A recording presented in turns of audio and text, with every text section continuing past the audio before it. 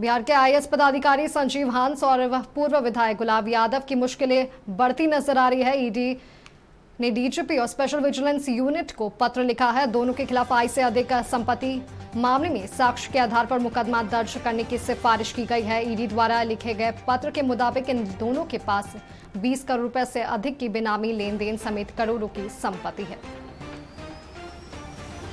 अधिक जानकारियों के साथ हमारे सहयोगी मरगूब आलम हमारे साथ जुड़ चुके हैं। मरगूब, आईएएस संजीव हंस और पूर्व विधायक गुलाब यादव की मुश्किलें बढ़ती नजर आ रही है। ईडी ने डीजीपी और स्पेशल विजिलेंस यूनिट को पत्र लिखकर दोनों के खिलाफ कार्रवाई करने का आदेश दिया है। क्या कुछ कहेंगे आप इस पर? देखिए माधवी, ये दोहरी मुश्किलें हैं। पहली मुश्किलें तो ये थी कि इनके खिलाफ ईडी कार्रवाई कर चुकी है, ईडी की जांच चल रही है दोनों के खिलाफ। वरिष्ठ आईएएस अधिकारी हैं संजीव हंस, सरकार के बहुत ही करीबी आईएएस अधिकारी माने जाते थे। गुलाब यादव जो पूर्व राष्ट्रीय जनता दल के विधायक भी हैं, विधायक रहे हैं।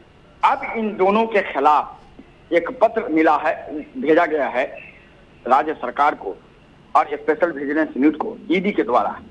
इस पत्र में यह कहा गया है कि इनके खिलाफ डीए केस बनता है, राज्य सरकार इनके खिलाफ डीए केस के तहत कार्रवाई करे।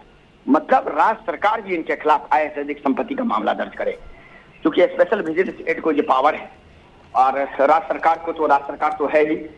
तो ये मुश्किलें जो है, ये पूरा एक साक्ष्य प्रस्तुत किया गया है।